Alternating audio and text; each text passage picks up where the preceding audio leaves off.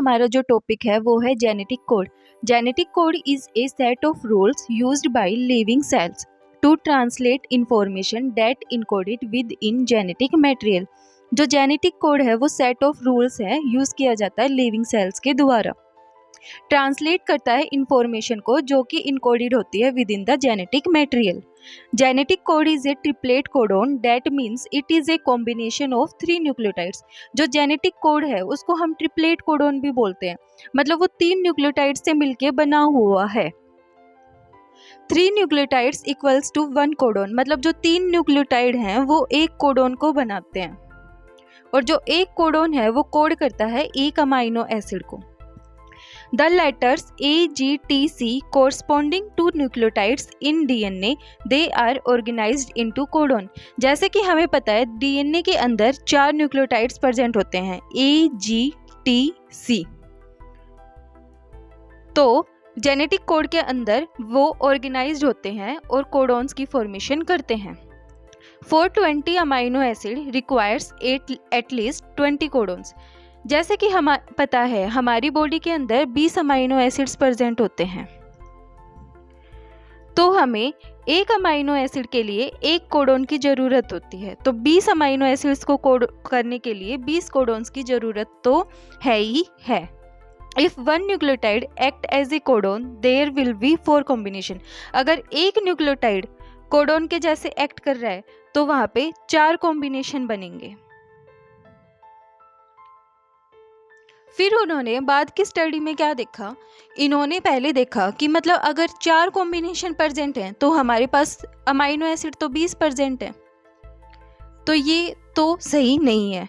उन्होंने बाद में देखा कि 2 न्यूक्लियोटाइड्स एक्ट कर रहे हैं कोडोन के जैसे, तो वहाँ पे 16 कॉम्बिनेशन बने। तो उन्होंने वहाँ भी क्या देखा कि हमारे पास अमाइनो एसिड तो 20 हैं और कोडोन कितने हैं, 16। तो ये चीज़ भी क्या हो गई, गलत हो गई, क्योंकि हमें 20 अमाइनो एसिड के लिए कम से कम 20 कोडॉन्स की ज़रूरत है। उन्होंने बाद में 3-3 के पेयर बनाए, मतलब 3 न्यूक्लियोटाइड्स के साथ में कोडॉन बनाए, तो वहाँ पे 64 कॉम्बिनेशंस बने। जब उन्होंने देखा कि जो 64 कॉम्बिनेशन बने तो वो जो 20 अमाइनो एसिड्स के लिए 64 कोडॉन्स क्या हो गए, फिट हो गए।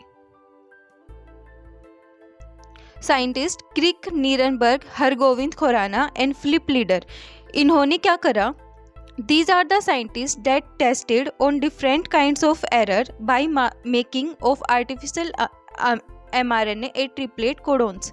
इन्होंने आर्टिफिशियल mRNA और ट्रिपलेट कोडोन को बनाया और टेस्ट करा। इन्होंने कहा जो 64 कोडोन्स हैं वो 3-3 न्यूक्लियोटाइड्स के पेयर से ही बने हुए हैं।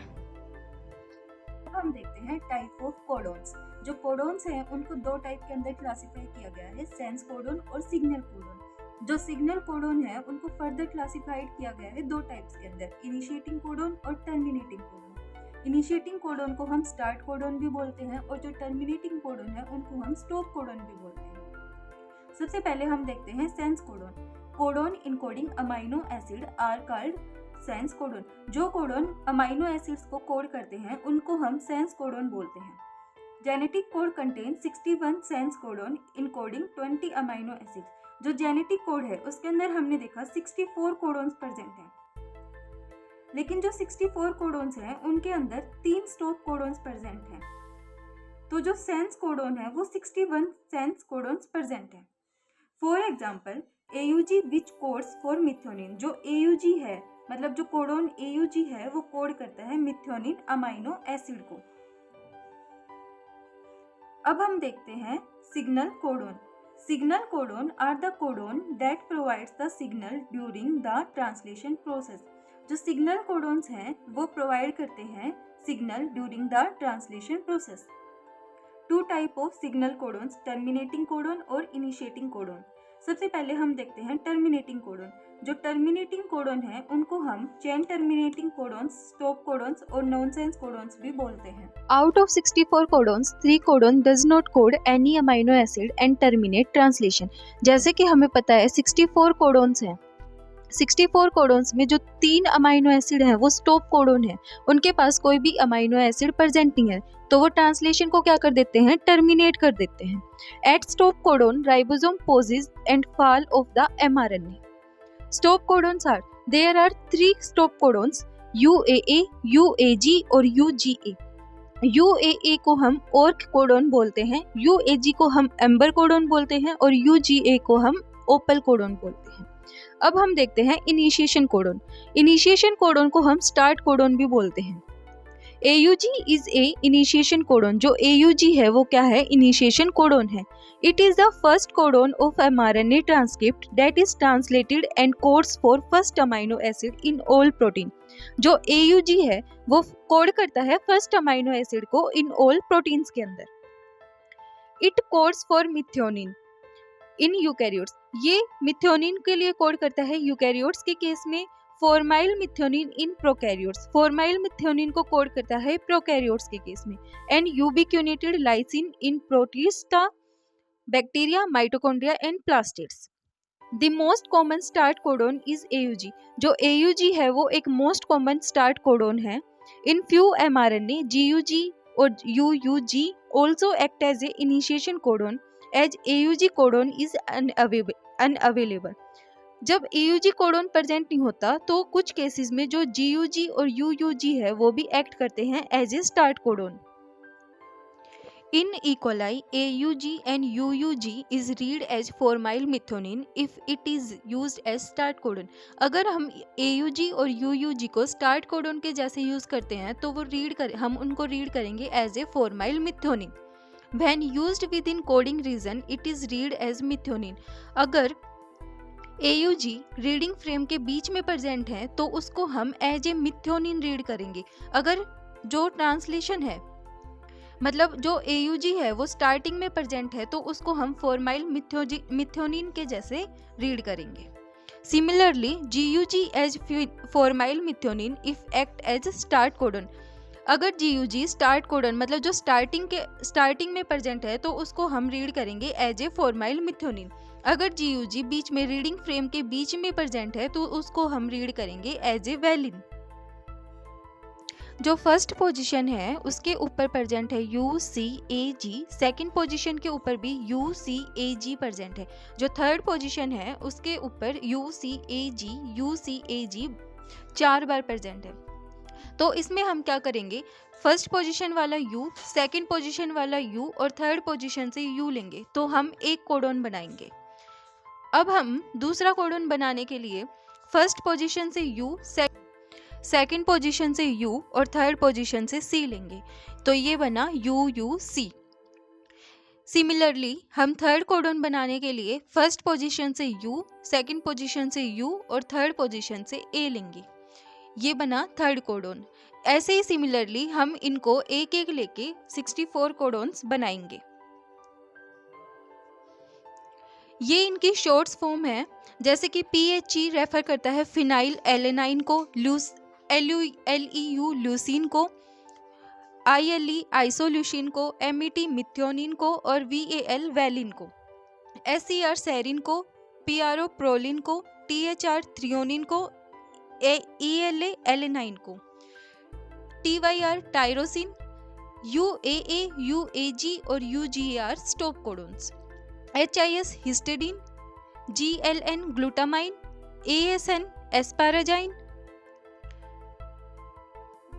LYS lysine, ASP aspartate, GLU glutamate, CYS cysteine, TRP trypsin, ARG arginine, SCR serine, ARG arginine, GLY glycine. ये जो हमने शॉर्ट फॉर्म लिखी हुई हैं अमाइनो एसिड्स की वो हैं।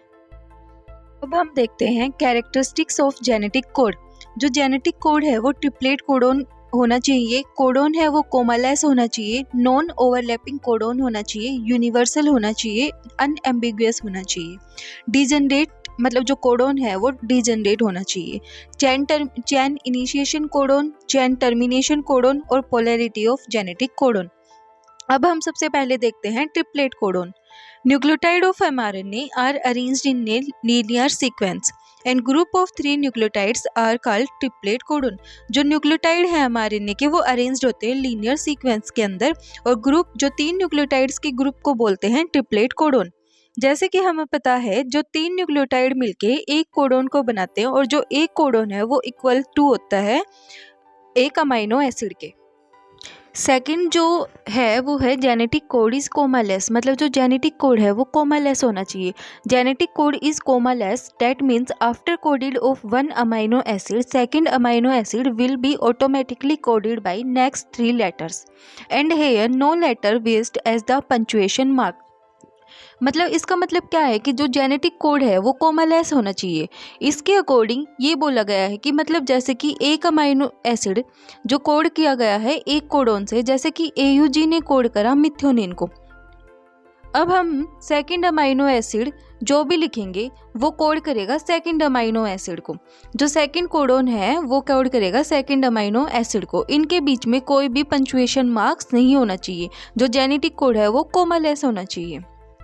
नॉन ओवरलैपिंग कोडोन, मतलब जो कोडोन है वो नॉन ओवरलैपिंग होना चाहिए।